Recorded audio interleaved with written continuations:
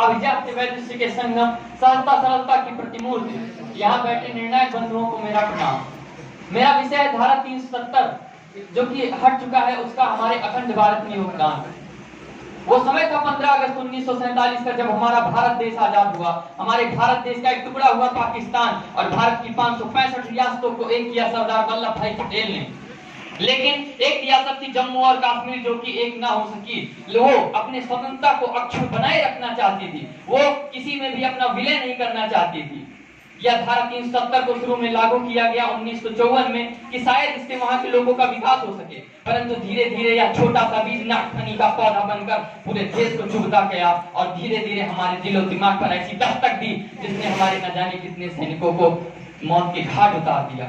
यह वही धारा 370 है जिसके बारे में मैं कहना चाहूंगा कि श्यामा प्रसाद मुखर्जी जी को 23 जून 1953 ईस्वी को रहस्यमयी ढंग से मृत घोषित कर दिया गया। यह वही धारा 370 है जिसने एक देश के भाग को ये कहलवाने पे मजबूर कर दिया कि जम्मू कश्मीर तो हमारा है, पर हम सिर्फ कह सकते थे, पर आज हम कह सकते हैं कि वह जम्मू कश्मीर हमारा है। हमारे इतने भैया बहनों ने बात की, मैं कहता हूं बहुत अच्छा कहा भैया बहनों ने, लेकिन विषय पर ध्यान दें। उन्होंने कहा कि अखंडता पर क्या प्रभाव पड़ेगा, तो मैं आपको बता दूं कि धारा 370 हटने के बाद 5 अगस्त 2019 को 11 बजे गृह मंत्री द्वारा जब संसद में उसे रद्द कर दिया गया, उसके पश्चात 10 दिनों बाद जब वहां पर सैनिकों की भर्ती के लिए छूट हुई तो सबसे ज्यादा जम्मू कश्मीर के युवा थे। और जब उनसे पत्रकारों ने पूछा कि आप किसी मजहब से लेकर यहाँ पर सेना में भर्ती के लिए आए हैं, तो वो कहते हैं नहीं, नूरजहां ने जो कहा था कि अगर धरती पर कहीं स्वर्ग है तो यही है, यही है, यही है। ये बात उन्होंने कही, लेकिन तब वो कहते हैं कि यह भारत देश हमारा है।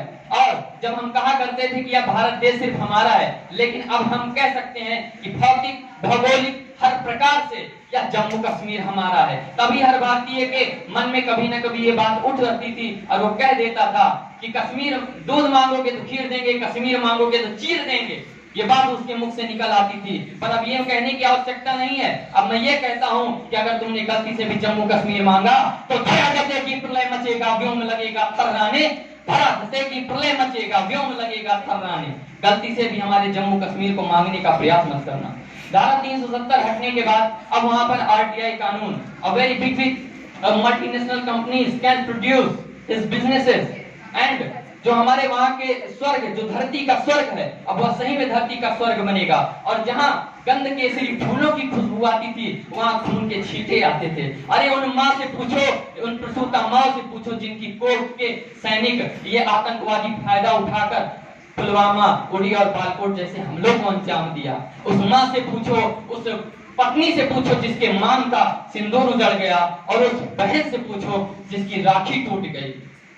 धारा 370 एक ऐसा अभिशाप था जो 70 सालों से नहीं 73 सालों से हम झेल रहे थे, और इसे 73 सालों बाद हटाया गया, और एक ऐसे नेतृत्व के बारे में जिसे हम झेलते आ रहे थे। लेकिन अब मुझे वो दिनकर की पंक्तियां याद आती हैं कि हम शंकर के देश से हैं, अगर हम पर किसी ने आक्रमण किया तो अब हम चुप नहीं बैठ सकते। इसलिए मुझे वो पंक्तियां याद आती हैं कि कह दे शंकर से आज करे भले नृत्य फिर एक बार, सारे भारत में गूंज उठे हर हर बम का महोच्चार। हमारे सारे कश्मीरी भाई बहन अब एक होकर उसे फिर से स्वर्ग बनाएं, यह उनका कर्तव्य है। इस पर ये पंक्तियों के साथ मैं अपनी वाणी को विराम देता हूँ कि बाधाएं आती हैं, आए घिरे प्रलय की घोर घटाएं, पांवों के नीचे अंगारे, सिर पर बरसे यदि ज्वालाएं, निज कदम मिलाकर चलना होगा, निज कदम मिलाकर चलना होगा। जय हिंद, जय भारत, अखंड भारत।